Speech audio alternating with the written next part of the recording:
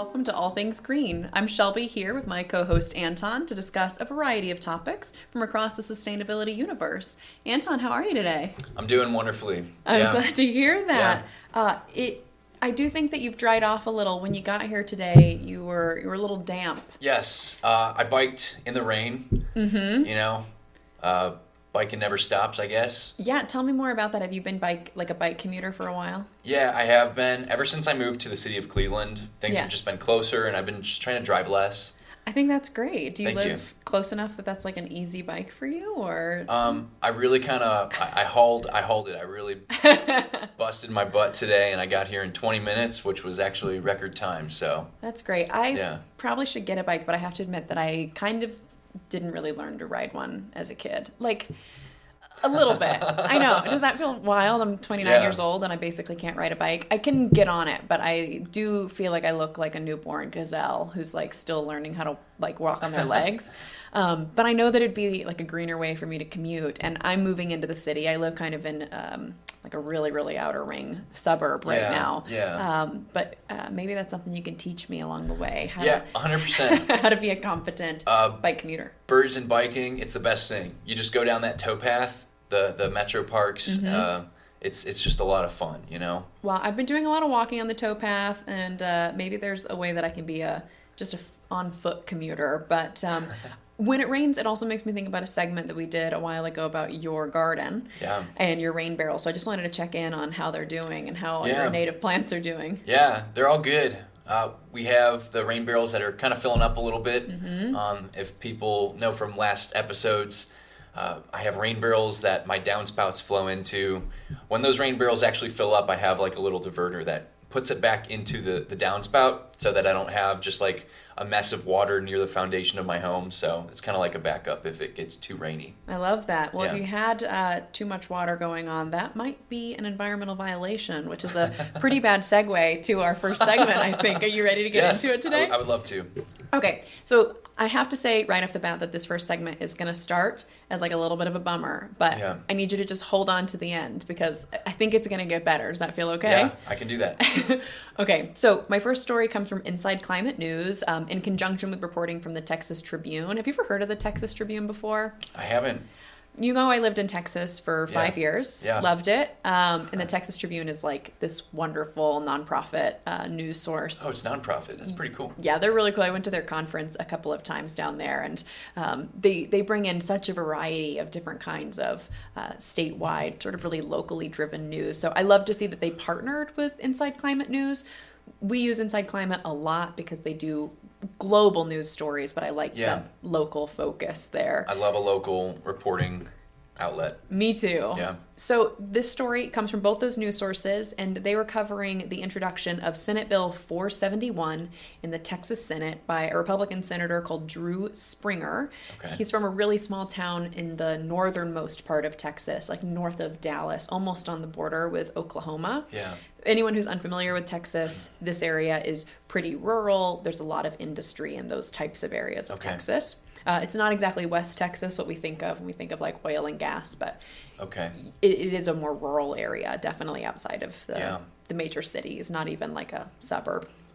So this senator, who of course takes a lot of donations from companies like oil and gas companies, is proposing a new bill that would make it would cause citizens to be fined if they make more than 3 complaints about some kind of environmental hazard to the Texas Environmental Quality Commission, which essentially means that if you complain 3 times and then they don't do anything about it because they either don't get around to it or they don't find a violation, you're in trouble for that. So how does that strike you? I mean, that makes no sense to me. Yeah. Our state agencies and our environmental agencies, they're here to serve us. We pay taxes to them. Yep. We have every right to tell them if people are in danger, if communities are unhealthy and unwell. So that makes no sense to me. I feel the same way. I feel like it really disempowers residents who really, as you said, are paying for these services. They're funding the agencies, and the agencies are supposed to serve us back. And so, actually someone who used to work for that agency was quoted in the story essentially saying, it's not residents' fault if the commission isn't doing their job, if they're not getting around to seeing all these complaints. Sometimes it takes weeks or months to come back to residents after they make complaints, if they come back at all. And by then, problems change, or they've kind of gone away naturally, or you can't see it in the same way that you could before. So even if you make a complaint and then they come out and say, well, this doesn't look like what you said, that's kind of not your fault as the resident. At least that's how I 100%. feel. And I know that you have to do some of this like lobbying and communicating. So what's that like? I mean, we're talking about Texas here, but in Ohio, how long does it take you to get word back when you're reporting this kind of violation? Yeah, so working for the Buckeye Environmental Network, we deal a lot with Ohio Department of Health, Ohio Department of Natural Resources, and Ohio EPA. And it could take a while to actually get response back from these state agencies. We often have to hound them in our demands. Of course, not aggressive, but assertive, right? A lot of these state agencies, they seem to not really want to hear these complaints all the time, or maybe that's just the appearance. It takes much more than just once or twice or even 3 times to get a response in most cases. Yeah. So that's the bummer part, is that there is, a representative of the people saying, well, I don't want you to have this power to continue to complain.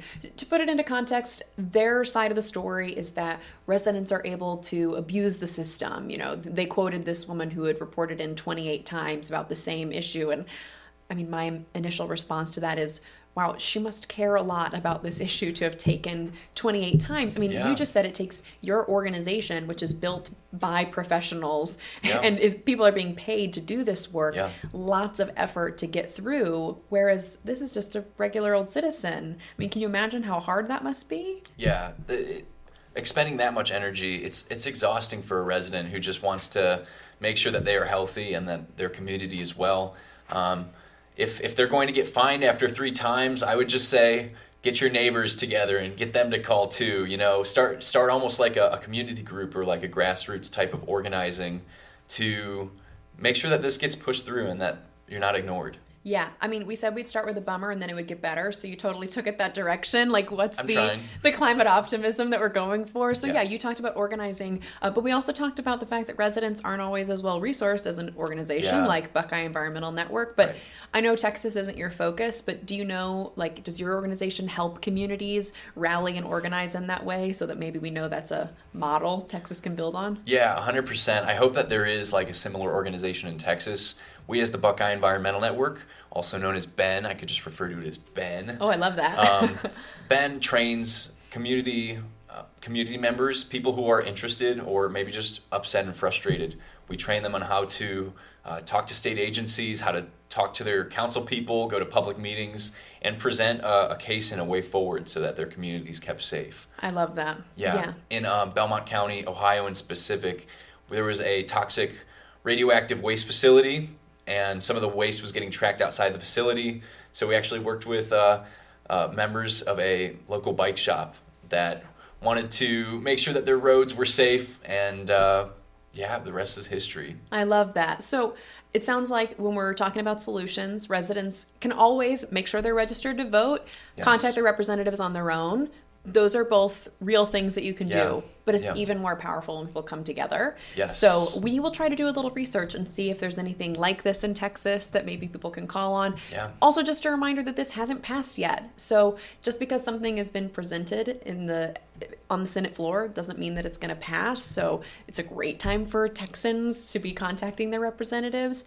I also just want to end on letting people know how powerful residents can be by quoting the research of a professor of economics at the University of Texas at Austin. Her name is Dr. Mary Evans, and she looked at complaints and investigations from the Texas Commission on Environmental Quality, which is the organization we've been talking about here, over a 10-year period to see the resolution status of these things.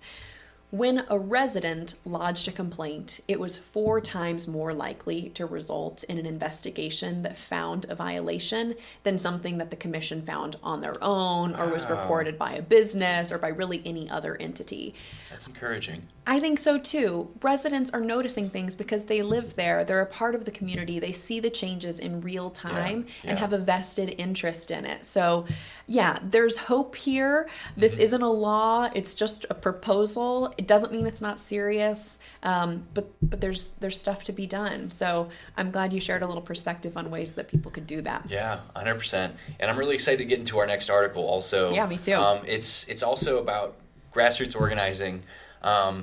But let me give you some context first. Inside Climate News wrote an article about advanced recycling. And I want to make sure that I put it in air quotes, even for those people who are just listening and not watching. Advanced recycling, where we basically burn plastic and we use fuel to burn plastic, to turn it into oil, to use oil to ship it down to Texas to be sold as oil.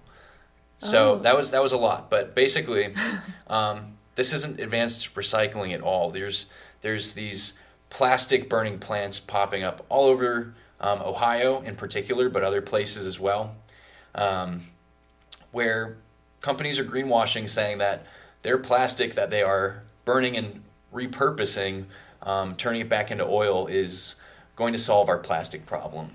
It's just not the case. Yeah, it just sounds like another case of greenwashing to me. Oh, look, this thing is more environmentally friendly, but doesn't really sound like it in practice. Exactly. And one of the big problems is companies are effectively greenwashing this and getting grants from like federal government for like green energy. So these are like government subsidized trash burning plants in low income communities. Of course. They are allowed to reduce tons and tons of emissions every year, and there's really no way of monitoring whether or not they're following these guidelines. I have read these permits of how much chemicals they can release each year, and literally the permit says that an EPA person will come out and they will just look at the smokestack. If it's like a weird color or something, or a weird smell, then maybe there's a reason to investigate. But there's absolutely nothing stopping these companies from just releasing their emissions at night or something. Yeah, so it sounds like you do a good job for the hour that somebody's there, and then you can do whatever you want. And even just, listen, caveat here that I'm not an expert on this, but I imagine there's probably a lot more to it than just the color or the smell. Yeah. That seems very non-specific to people to realize that there's a problem. 100%. Can I ask, why are they calling it advanced recycling? Like, what are they saying that it is? Like, why is it considered recycling? Well, the whole idea that they are burning these plastics and turning it into oil, like something like that you would make more plastics with, or maybe like using it as a fuel to burn more plastics. Yeah. Just the fact that they are repurposing this, even though it's not a healthy way of emitting toxins into a community, they're labeling it as recycling. And this is just industry speak, right? This is not reality. Right. We have a community in Youngstown who is currently going through one of these trash burning plants, and they're intimidating one of the citizen groups, saying, you can't use the word burn, you have to use the word superheating. Oh, sure. And this is all industry speak, because everybody knows that when you break down these hydrocarbons, you're going to get a release of oxygen, and that oxygen is going to have these materials combust. Like, there's going to catch fire, there's going to be an explosion, and it honestly takes only one bad day for these plants to catch fire and completely destroy a community. We're talking like an East Palestine type of catastrophe with all of these dioxins and horrible chemicals being released into the community. This all sounds pretty terrible. Are we doing just 2 terrible segments in a row, or is this one going to turn itself around just like the last one did? Well, I would say that there is a bright side. These communities that are organizing, Buckeye Environmental Network is organizing, and we're having some pushback. Like when residents do come together and they bug their council people or their trustees and they say, we don't want this facility in here, we know it's bad, it's going to affect our health, we already are at a high risk of cancer, we can't have more of this. those conversations, those dialogues, and that community pushback really is effective. So I'm happy to give you more updates in the future. Yeah, please. I would love to keep you updated on the Youngstown plant, and there's other plants going in too. So yeah. I look forward with vested interest to hearing more about this. It really feels like another instance of like, this thing that can make us money is actually great for the environment, because that is a more marketable message than just use the stuff you already have. Yeah. Buy less plastic in the first place. I mean, we're not 100%. perfect. I've got a plastic pen sitting here on the desk, but I'm going to use it as long as I can possibly get it to work. So thanks for sharing that with us. Absolutely. You want to move on to talking about what we do for a living? Yeah. Okay. So here for our last segment, I want to talk about green careers. So I have to ask, like, what do you think of when I say, oh, you're working in a green career? Like, what's that career look like? Yeah, I mean, for me, it's really, it comes down to the advocacy and the community organizing. Mm-hmm. I don't have a degree in environmental science or biology even, or chemistry. Mm-hmm. So I use the skills that I have done to still further the environmental causes. Yeah, I read a report from a company called Lightcast. They're a labor market analytics group, and they were looking at the growing demand for what they call, quote, green jobs. I don't think they made that term up, but I'm just attributing it to them for here. Sure. So their labeling, their definition of green jobs is up more than 50% since 2019. So that's really just like a 3 or 4 year time period. And there are a couple of different ways that they break down green jobs that I thought was really interesting. I also think your response is interesting, and that's probably because you work in this field, that you think of a green job as like your job, doing advocacy, doing community organizing. Whereas for me, like, the first thought that comes to my head is like, I'm an environmental scientist, or like, I'm an environmental engineer. Yeah.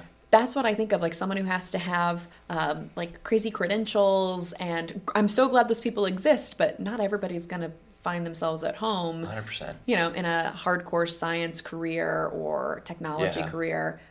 Those kinds of jobs that come to mind for me are what this organization is going to call core green jobs. They're involved in the direct conservation work, forestry, doing environmental protection, like someone whose job is 100% about directly impacting conservation. Yeah. But it sounds like that's not your job with Ben, right? No, it's not. And actually, I would like to speak to maybe. I thought after I had gone through, got my degree in history, got my master's in public administration, which is like a public policy degree, I was like, oh no, am I going to have to go back to school for like civil engineering or like environmental science to work on these stormwater issues that I want to work on? And eventually I kind of just found a way to wiggle my way into a green career using the skills that I've had. Advocacy, talking to state agencies and working with communities to further progress on the environmental side, whether it's getting rid of like bad facilities like these trash burning plants that we talked about, or protecting communities from fracking waste. Like, these are all things that you can do without an environmental science degree. Yeah, and from conversations we've had before, correct me if I'm wrong, you didn't even start in that because you were like gung-ho on doing environmental work. From what you told me, were interested in like politics. Yeah. And then you found out that wastewater was a huge deal in your community where you were growing up, and that became like a mechanism that built this environmental interest. So the skills you built weren't what I think of as green skills. Is that right? Yeah, 100%. And honestly, it took me from being a electoral politics organizer, kind of like somebody who works on campaigns, works with volunteers. That experience was very valuable. Not every organization maybe values the political organizers, but Buckeye Environmental Network certainly did. They valued me working with volunteers, being able to mobilize people, get them to, make the phone calls, go to the protests. So, I think that would put you in a category that Lightcast calls green enabling jobs. So these are essentially administrative jobs that support companies or support the green economy. You're essentially supporting that core job, the person who's producing it. Yeah. But you can't do that without people who know how to work with volunteers, do a budget, talk to your representatives. Yeah. So that is a totally valid green career. And then they also, Lightcast also talks about green enabled jobs. So essentially jobs that already existed, but they're adapting to the demand for green sort of angle. So that could be anyone from like a car manufacturer who's learning how to make their cars run cleaner or make an electric vehicle, or it could be someone who's already doing like a laundromat that's starting to use eco-friendly soaps and detergents instead of whatever they might be used to using. Those could be green-enabled jobs that are able to adapt to that kind of green technology and a demand for that. And then finally, they talk about what they call potential green jobs. I love this one. Essentially, they just said, like, it's nothing but possibilities. They're talking about someone who is, like, going to do something we haven't even heard of. Or, you know, we talked about, like, that video game that we both played that was based around environmentalism. You know, I don't know that any of the people who made that video game. The possibilities are endless. Yeah.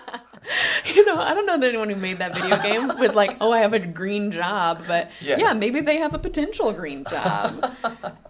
Real quick, I mean, we both are doing this show. Yeah. And I feel like that's also like a green enabling job. We're bringing issues to light. So I like to think so. You've got 2 green enabling jobs. Well, yeah. I'm very happy to make the career change. I would just say for anybody looking for a green career, don't get discouraged. Honestly, join like a community board, like a watershed group or something. Get involved. Start learning the lingo, and as you go into these job interviews and make these connections, I think that you're going to end up in a job that you really like. That's my experience. I hope that's other people's experience as well. I hope so too. I mean, in case I've never said this on air before, I ended up here basically because I went to an environmental meetup group where I didn't know anybody, and then walked up to 2 people who seemed nice and then said, can I kill some time talking to you guys? And then they said, we run a media company. And so that's how I got my first green enabling job. I'd like to think that doing public health, there are ways that I could approach doing a green career there, and I've been really pushing my organization to think about environmental health disparities, but I'm so excited to get to do this kind of work. If you've got a passion for the environment, or even just like the earth around you in your local community, there are a million ways that you can adapt the job you have, or go find a job within your skill set and serve that. Yeah. I love that. Yeah, me too. Okay, well, Anton, thanks so much for discussing all things green with me today. How about you let our viewers know where they can keep up to date with us? Yeah, absolutely. If you'd like to stay connected to us, be sure to follow us on Instagram and TikTok at One Planet Media. That's ONE1. And if you'd like to rewatch full episodes, check out our YouTube channel, The All Things Green Show. You can find links to all of our sources from today's episode in our show notes. We'll be back at the same time this Thursday to bring you more news. Thank you for being a part of the global sustainability movement. All right, now we're going to